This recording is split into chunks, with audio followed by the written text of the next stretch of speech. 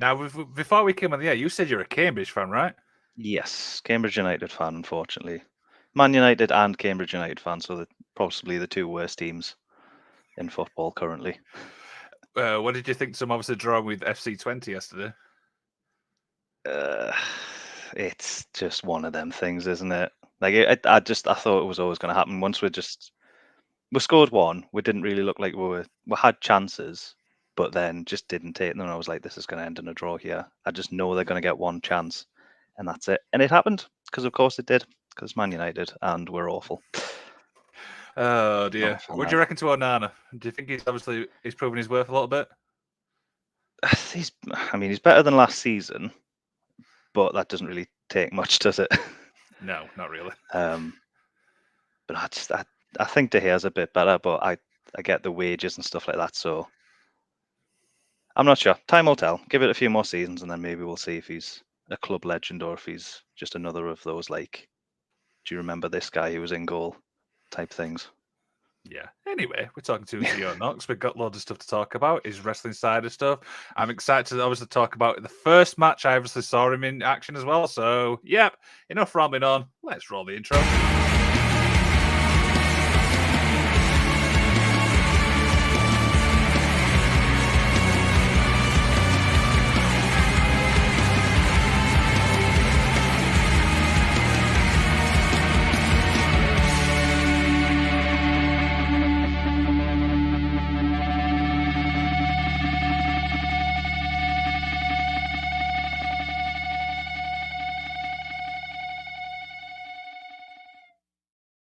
And welcome to another edition of the Magic of Wrestling podcast.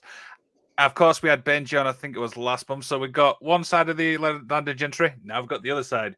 Zio, how we doing, mate? You all right? I'm not too bad. How's yourself? Yeah, not too bad. Usual, so obviously things at work and stuff. What about yourself? Usual as well? Yeah, just cracking on. Same old, isn't it?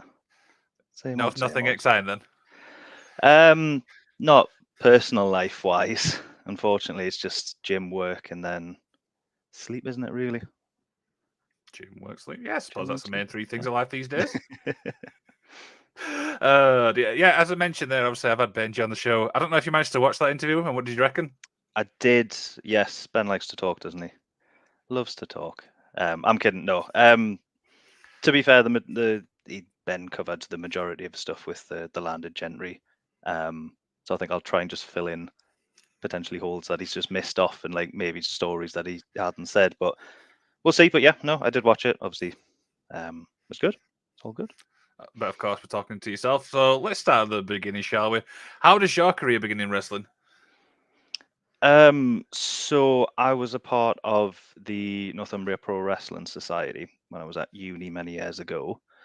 It was mainly just for sort of a group of us to sort of watch wrestling, like watch pay-per-views, talk about wrestling, just like like-minded people at uni to have sort of mates with. One day, one of them goes, "Oh, there's a training school over in South Shields, if you know where that is in the northeast." And we were like 10, 15, and we went, "Yeah, we'll give it a try. Just a bit of something a bit of fun." Went there sort of like 2 times a week. Just started to get more and more into it. Really enjoyed it, like being able to do like the moves that I've seen on like TV and stuff like that. And then it's just wildly progressed from there over the past nearly 10 years. I think it's 10 years next December, if I'm right. I think that's correct. But yeah, so all just through university, really. And I bet that's crazy to think that when you're hitting them milestones, going, "Wow, I've been around for this long. I've done so many different things." I mean, I bet that's crazy, Joe, to think. I honestly, I forget that some of these milestones happen. I think it was only I think it was before we went, we did the North show in London, that I was actually just having a look back at like the cage match and having a look at the matches, and I was like, didn't realize I'm actually now over 100. I know that's not really a big milestone for a lot of people, but for me, it is. And I was like, I'm well over 100 matches, and I didn't even like realize that it happened. So yeah, I'm not really like counting them, but I kind of just forget that I think I forgot I was nearly 10 years in as well until the other week. It's flown by so quickly. Yeah, it absolutely is and stuff like that. Now you mentioned Landen, Gentry and stuff like that. Fill in the gaps. Obviously, how you obviously began working with Benji and stuff like that. Yeah. So I can't remember. I can't fully remember how much Ben said. So I'll try and condense it down a bit. But basically, me and myself and Benji were both at Rampage's training school. Spike Gervais was debuting at North. The owner of North goes to sort of Rory Coyle, who was also training at the Rampage school. Goes, oh, is there any two guys in there that look like Tories that would want to come along and just help out and just help get Spike Gervais a bit of heat, just be his goons for the night, just to get him over. So Rory goes, yeah, I've got these two guys, me and Benji. We'll both get sort of a message from Bowers being like, hey, do you want to come down to the show? I was going anyway. I've been to sort of all of them. I had the ticket, so I was like, I may as well be on the show. And then yeah, did a good enough job at the first one, and then got asked back to put over England's hardest men, Shreddy and Lou. Mm-hmm. Did a good job there. Got asked back to help this person and that person, and there was never really a story or a plan for the Landen Gentry, and especially in the Riverside earlier days of North, it was just where can we fit them in? So yeah, it was just a lucky chance that me and Ben got asked out of 30, 40 people. Lucky that it worked, and lucky that both of us were just yep, this is what we're going to do, this is how we're going to do it, and we just got on with it. And now, like I say, 10 years later, we're current North champions, North Tag Team champions. It is, and that's a great belt, by the way. Benji showed it me. I've got it right here. I've got it here. I don't know. It's heavy, mind. Really heavy. It's just the triangle thing that really, just sets it apart. It's super annoying to pack. I love it, and it's the greatest achievement that I probably will have in wrestling. But my God, trying to get on the train with it down to London is one of the most difficult things I think I've ever done. Is it basically got its own bag? It has to. It has to, because it was either carry it round, and I didn't want to do that, or put it in my suitcase, but there wasn't enough space. So it just had to have its own specific bag. That's brilliant. That's brilliant. So obviously with the Landen Gentry, obviously it's tag team wrestling, which I'm a big fan of. Some people obviously dig it in the UK, some people don't. What's your thoughts when it comes to tag team wrestling as a whole? I love it. I absolutely love it. I think it's, for me, not only because I've done it with Ben for a long, long time, and I've now kind of gotten used to it and gotten used to what we need to do and how we need to do the matches and how creative we can be. It's just, for me, it's better than singles matches, because again, like I say, you can be a bit more creative with the comebacks, because you've got two people. You can be more creative with the hope spots. You can be more creative with everything within the match. And most importantly, you can tag out and have a little break, which is the best thing, because you can't do that in singles matches. You can't roll out the ring, and because the other guy comes out, throws you back in. Where if I'm if I'm really just tired and gassed, I can just tag Ben in, have 5 minutes, and then come back in a bit. Perfect. I What could more just do you want? imagine that. I could just imagine that getting thrown out the ring, going, "Just give me 5 minutes, please." You know what I mean? It's happened. It's happened more than a few times, unfortunately. But it's wrestling, isn't it? Yeah, absolutely. So we obviously primarily know you as a heel and stuff like that. Mhm. Is that a good thing? Do you know what I mean? Could we ever see you as a good guy, or is it always nah? I've got to be a heel. I enjoy being a heel more, and I think every person who primarily works heel will also say the exact same thing, because it's more fun. I have recently been doing more face work in main event wrestling, so MEW up in the Northeast. It's been a challenge for me, because I've never been the good guy in wrestling. All I know is how to be the bad guy and how to annoy fans and get sort of heat as you will. So actually having to go around the crowd and like high five people and stuff like that, it feels a bit weird. It feels a bit alien. I'm sure like the more I do it, the more comfortable I'll become with it. But right now it's still a bit strange. Yeah. Is it obviously when you're a heel, is it challenging when it's like, say, a family show to like a over 18s type show? Or is it no, it's the same thing? Oh, it's more challenging. It's so much on because at North, it's an over 18s one. You can kind of swear at them, and then if they call you something, you can call them back. At a at a family show, and I'm sure a lot of the guys will um, sort of agree. Like every time I've got to do a promo at a family show, there's a little bit in my head just going, just don't swear, please don't swear, please don't swear. And it's happened more than a lot where I'm like, you bunch of silly guys, and I'm like, oh, I just wanted to call them something and I can't do it because I'm not allowed. So yeah, it's a lot more difficult when it's a family show.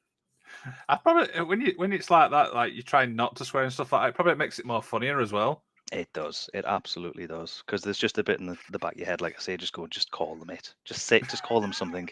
Just call them anything. And I'm like, no, I can't do it because I want to work here again. And that's it's funny though. Awesome, Very awesome, funny. awesome. Yeah, so talk a little bit about obviously the Northeast wrestling scene because obviously you've got North, you've got Win, you've got MEW. There's even obviously promotions which obviously we're not discussed there. Talk about the scene. Yeah. It's I think the Northeast is one of those where like I think what we were talking about is like before when you know where to look, you can find a lot of wrestling. It's just finding the right place to see it. Obviously, North has its sort of social media team, so you can obviously find them as soon as you type wrestling. North's one of the first things that come up. Win is getting a lot bigger. I think quicker than anybody at Win ever thought it would be. MEW again, it's been going a long time, a very like consistent crowd through it. You've got sort of Zenith as well. They do primarily sort of more sort of I want to say camp shows, but it's like the sort of like Butlands and like Maidenhead and like that type of like really family friendly show. They run sort of every sort of month or things like that in different places. So there's a lot of wrestling in the Northeast, a lot of good wrestling as well. But like I say, it's for me, it's just like knowing where to look to find it, especially if you're not really into the business. Like I know where to find, like I can know where to search and things like that because I know wrestling and I'm like involved in it. But for a casual fan, it might be a little bit more difficult. But yeah, there's a lot of good wrestling in the Northeast. A lot of people say that obviously you rate like set back from obviously like other promotions and stuff like that. Yeah, I think that's just location, really. If I'm honest with you, like it is in the little pocket of the world, the Northeast, where it's a little bit too far from like London for people to travel, but it's a little bit further from like Manchester and Liverpool. Maybe a little bit too far for like Glasgow, but to be fair, if it's a good card and if it's got somebody you would want to see, you'll travel for it. You'll find a way. It's again like the same with like the earlier sort of progress days when they had like sort of like Tommaso Ciampa and stuff like that on. People did travel a long way to watch the matches or go to those shows. So yes, I think we're a bit hindered with location wise, but again, if you want to see it, I know you'll travel. Like yourself, you travel to Win. Mm-hmm. So it's just one of them things, I think. It is. So we'll talk about obviously some matches from North, and I want to start with this one because this was the first match I ever saw with you, and it's you and Session. Talk about obviously working with Session, what you remember about this, because it is a great match, by the way. Yeah, thank you very much. Yeah, I didn't know it was happening until I think the Friday. I think this one was on a Sunday. Yeah, I think that was it. Yeah, I think this match was on a Sunday because there was a line in it where oh god, it was actually after the Queen died as well. I've just remembered. So there was so I think I vaguely remember. I might be incorrect, but I think Session Moth had just come back from Amsterdam, from wrestling in Holland, and like the Queen had just passed, or there was like the whole like blackout sort of media thing where she was just like ill and it wasn't confirmed or anything like that. So Session Moth comes out, does that little the I can't remember the song, but you know the song, that the Session Moth song. And then I come out and I go, oh, this show isn't going to happen. It's disgusting that you even put it on. And then Session Moth was like, what? Because the Great North Run's on as well. I was like, no. And we're kind of alluded to it, but we didn't exactly specifically say it. And then we just had, I think it was like 10, 15-minute match. Really fun. Like, that's the kind of stuff that I like, the sort of like comedy style that goes into a little bit like heavy hitting at the end. It's got my favorite spot that I love to do in every single match. It's the Samoa Joe spot where guys goes to dive, like the bad guy goes to dive off the second rope, and the good guy just walks away, makes him look like an idiot. It's the best spot, and I love it so much, and I'll try and put it in every single match that I can. But no, it was just a really fun match, really easy to work, fun match. Is she actually great to work with? Because I imagine she's a bundle of laughs. Oh yeah, absolutely, completely fine to work. It's really fun, really just up for sort of any ideas that you had. Yeah, just a really good, fun, enjoyable match. Absolutely. So we've got Simon Gibb in the comments. He's sent a few questions in, so we'll go through them one by one. He said, how did Zio Knox and Benji is a bumhole champ become a thing? I think that was just natural through the North faithful, the North cult. Yeah, I mean, we've been heels or bad guys there forever in North. So yeah, I think it's just an evolution of. It's probably because Ben's got his arse out like at any moment in wrestling, so probably a fall through the many spots where Ben had his arse out. The other one he said is, any plans for merch? Merch, as you see, he has my thing, and it's probably just me, but I never really agree with like bad guys doing merch. I know that sounds really weird. That's kind of interesting. That's kind of interesting because I'm thinking that Spike is a bad guy, and I don't think he's got any merch. Yeah, you know what I mean. Like it just seems a bit weird for me if like at a North, for example, and I'm being like, oh, you're all scum, you don't have money, blah blah blah, whatever, and then 5 minutes later I'm at the merch stand being like, hey, do you want to spend money and buy a T-shirt? It's like, I've just said you've got no money, but like, do you want to buy my shirt? It just feels a bit weird, and maybe that's just me, and maybe I'd probably just need to think of it differently. But yeah, I think me and Ben's done one shirt, and that was it. It was successful. We sold a lot, but like, again, I don't know. I feel weird about it. You know what I mean? And the last part he said was, would you ever turn face? Well, again, I've done a little bit of face at MEW. So maybe at North, maybe at Win. We'll see how stuff goes about. It'd be weird seeing the Landen Gentry's faces at a North show. I'd like to see it. It would be a different. It would be a different sort of idea, and we could definitely do it. It's just whether the North faithful will accept us as the good guys. Who knows? I guess it's different fans, though. I suppose it is different fans. Could be, and then I can start doing merch if I'm a good guy. There you go. So last week, obviously, I had Keg Stacker on, and he got the opportunity to ask you the question. So I'm going to play the clip, and then we'll talk about your upcoming match. So it's a 29-second clip. So this is Keg Stacker's question to yourself. Now, we spoke about this. I know that Zio Knox is on the show next week. So what question shall I ask Zio Knox from you next week? It's like, it should be a really serious question. But the main question I want to know, because he'll never tell us in real life, he might tell us in an interview, is how did he get so gorgeous? And that's like, I'm sorry if that's wasted, but that's what I really want to know. I saw your face when How that. did I get? How did I get to? You know what? That question wasn't actually as bad as I thought it was going to be. Because I seen him. I think he retweeted on X or Twitter, whatever. He's like, "Oh, I've got a question." I was like, "This could be anything. This could be absolutely anything." But it actually wasn't that bad. So, how do you respond to that? I don't know. Just natural. I don't know. That's natural good looks, isn't it? Really. Dude, this is the fun part. Is when people's asking questions. I just never know what the response is going to be. Yeah. Dude, which kind of leads me obviously onto my next point is Grand Slam's coming up, and you've got the man in the Yes. match. So, and there's big stakes on this as well. Let's be honest.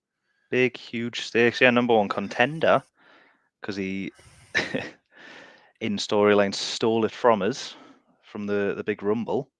For anybody that doesn't know, basically, me and Kegstacker were 1 and 2 in a 20-man Rumble, I believe.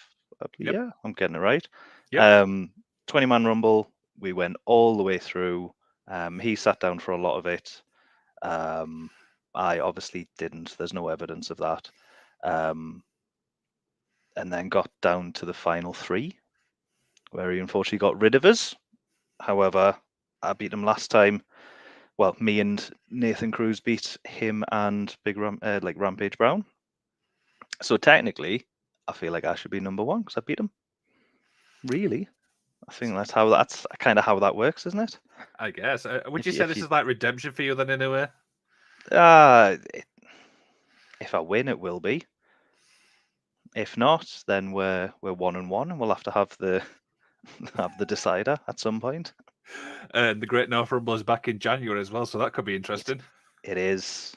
Now I've got experience. I'll hopefully get a better number this time because my tag partner absolutely shafted us with a number 2, which I think he just loves that. He just loves to annoy us. And to be fair, if it was the opposite way around, I would 100% have done that to him as well. So it's completely fine. What's Benji like outside of wrestling? Because obviously you get to see him like outside that. Yeah. He's kind of just he's just a guy that loves wrestling, really, and guy that just really loves and enjoys professional wrestling and putting on sort of good shows, good matches. Just very sort of passionate about. Like I say, he's very passionate about winning and getting the sort of northeast guys. So like myself, Henry Faust, Mark Mathers, Mickey Stoker, sort of the other sort of grafters and guys that train at Rampage is just to help them sort of improve and sort of get time in the ring with people that maybe they wouldn't ever have got. Like I say, the last match that we had, it was myself and Nathan Cruz against Kegstacker and Rampage. Mm-hmm. Like how many people, especially nowadays or in the past few years, can say that they've wrestled Rampage Brown and also worked with sort of Nathan Cruz at the same time as well. There's not many people that can really say that. So it's all credit to Ben. He just, like I say, he's passionate about wrestling. He just wants to help and give back to professional wrestling, help people out. There you go. Simon Gibbs obviously sent another question in. He says, "What's it like being Chop's tag partner?" Again, it's a fun one because it's like I've nearly, like we were saying before, it's nearly 10 years in wrestling for me. The majority of that, or all of that, has been spent being a bad guy. So to be a face and a good guy, it's a weird experience because I'm just not used to the cheers, and I'm not used to like the other side of what you would do sort of in matches and things like that. So it's a good experience. I like Chop as well. He's a good guy. It's just fun. It's just really fun. There you go, Simon. Hopefully that answers your question. So, being obviously a wrestler, do you get a chance to watch wrestling from like a fan's point of view? A little bit. Are we still? Yeah, but still here. Just you frozen a bit. Oh, I'm frozen. Oh, I'm not sure what's happened there. If you can still hear us, that's fine. Yep. What a place that stopped on as well. I don't really. I'm going to be super honest. I don't really watch wrestling a lot myself, like going to shows and stuff like that, because you're on it in any case. Mm-hmm. But I do try to get down to shows. Like I think the other week I went to the ICW caged one, where it was all sort of like steel cages and stuff like that, and that was really fun. Really enjoyed it. It's different. I've never seen a steel cage in. Oh, is he gone? I think he's disconnected. Action. It's a bit difficult to go down and just watch as a fan, if that makes any sense. It kind of cuts out a little bit there. Do you know what I mean? If you want to come back out and back in, that you can do that, mate. Yeah, I will do that. Give me a second. Sorry about the connection issues, guys. Just try and get him back on.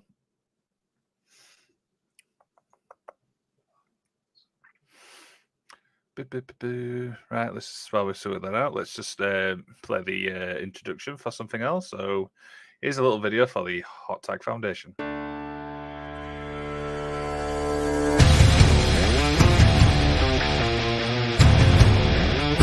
You said I couldn't, but I'm standing tall. You doubted every move, but now I got it all. Rise up.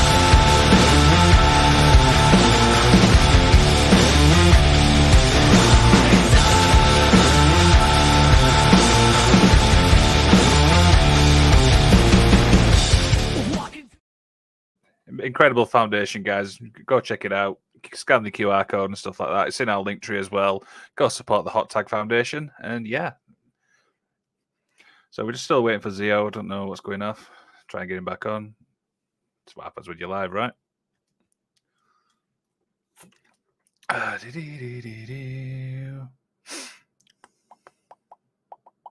Oh, There we go. hello. Apologies.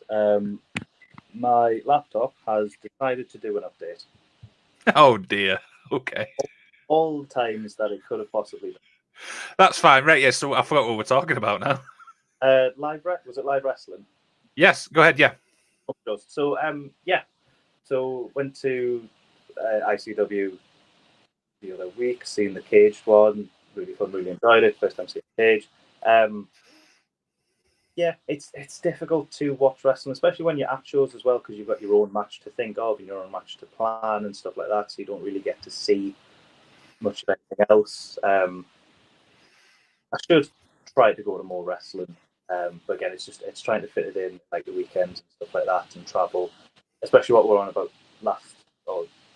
a few questions ago, where we were talking about like the Northeast and the location and stuff like that. But, Yep, absolutely. Simon Gibbs obviously sent one more question in. He says, how do you juggle your job alongside training and wrestling?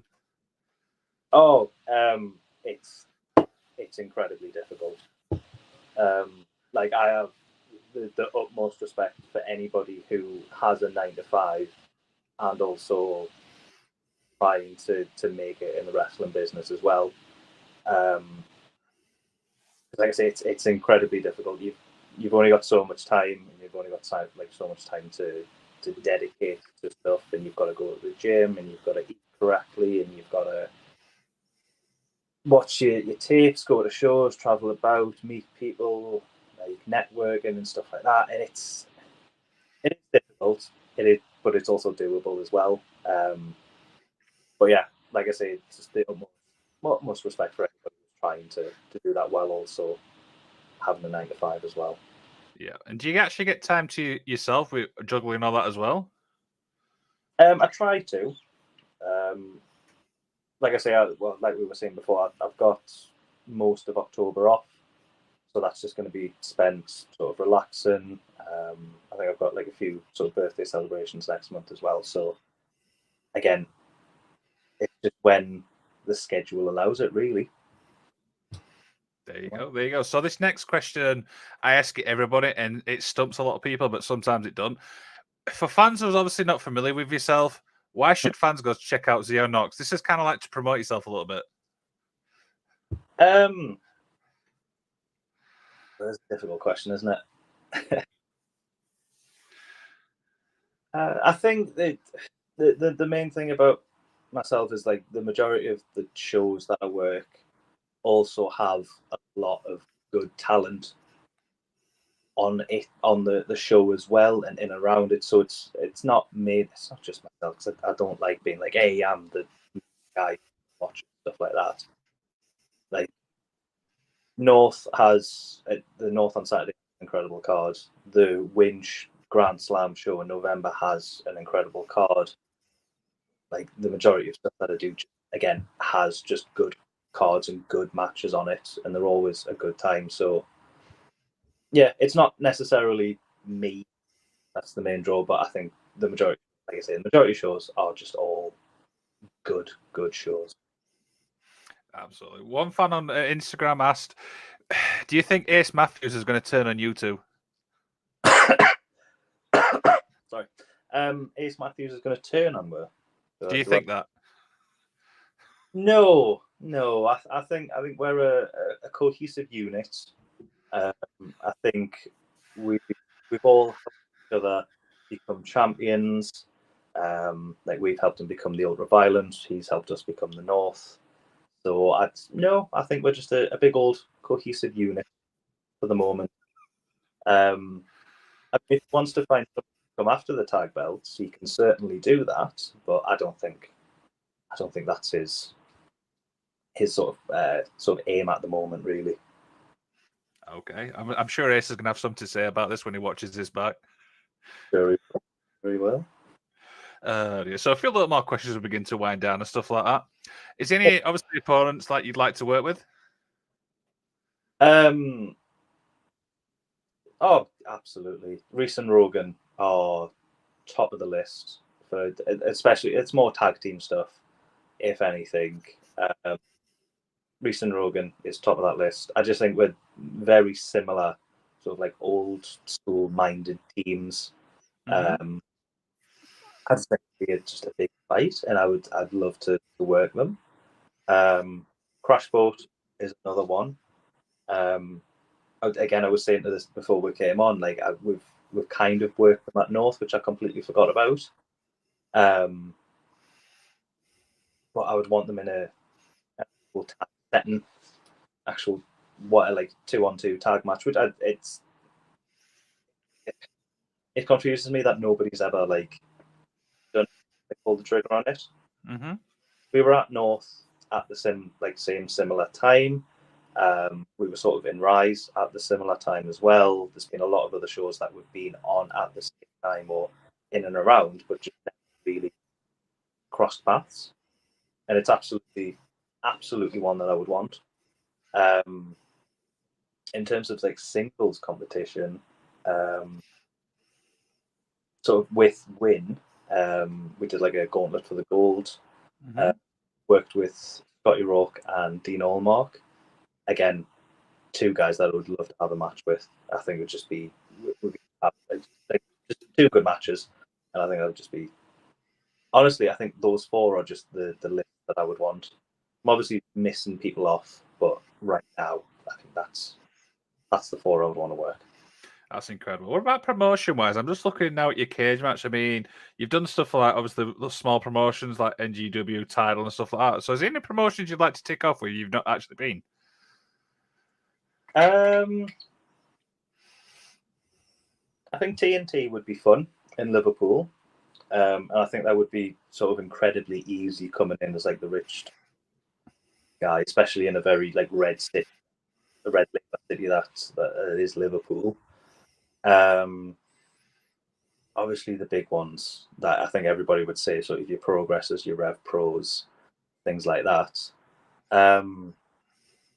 But to be, I mean, I'm at North. I'm on North. There's a lot of people that would give quite a lot to be on North, and I think I'm very lucky in the fact that I've been like a North regular for quite a long time. So as much as I would probably potentially like to do TNT, Progress, Rev Pro, things like that. I'm also like really happy with what I'm doing at North, and happier with like Win as well. 2 really big promotions. Like, yeah. Awesome. Any other goals?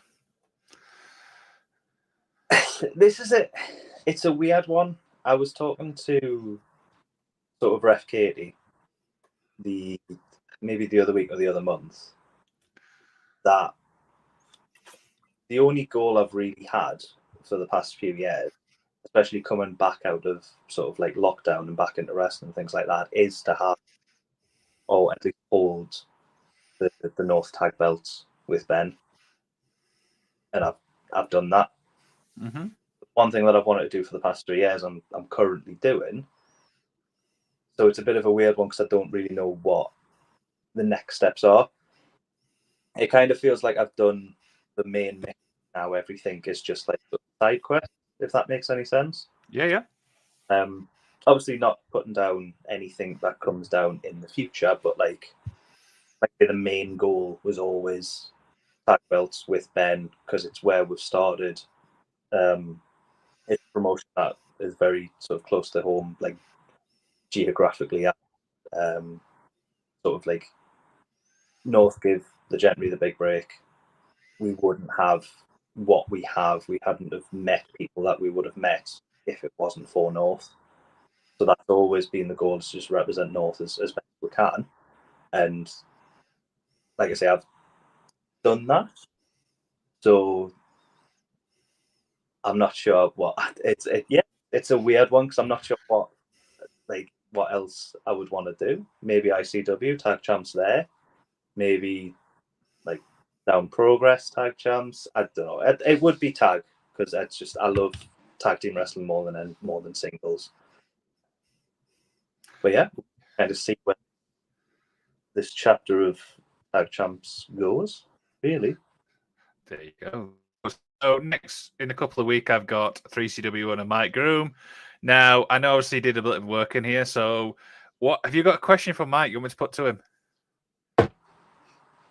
Yeah, I want to know when Mike's going to book the Perfect Gentleman versus Chuck Wood again, and if that match is going to happen for a third time. I think we need a. I think if I remember right, I think we're 1-1. He beat me in the singles. We beat him in a tag, maybe, if I'm remembering rightly. But if we're 1-1, Needs to be a winner. Decide to see who's won. I'll put that to him. No, you worry. Is there anything obviously you'd like to plug? Obviously, you mentioned North and stuff like that. Your upcoming match this weekend. Don't forget, obviously, Grand Slam as well. Wrestling in Newcastle. Big match, big stakes. Yeah, you're going to win it though. That's the key thing. Hopefully we'll see. Like Kegstack is a very, very big guy. He's a very tough guy to beat. But to be fair, I've done it once before, so let's see what happens. North on Saturday as well. Tag team gauntlet. There's going to be 3 teams. Act 2 is one of them. I'm not trying to keep kayfabe alive or anything like that, but I genuinely don't know who the other 2 are. Literally any team from anywhere, I'm not sure. We'll see on the night. See who turns up, see who returns, just see what happens. North's always a good show and a good time. So if you're in the Northeast, I believe there's still tickets. North on Saturday, the big Grand Slam show on 16th of November. Correct. I'll be there. There you go. Again, an absolutely stacked card with a lot of good wrestlers, and Kegstacker as well. There you go. Zio, thank you so much for taking the time to talk to us, my friend. Well, thank you very much. Apologies for the technical issues, but of course it was going to happen. It always does. No, not to worry. Cheers for watching, guys.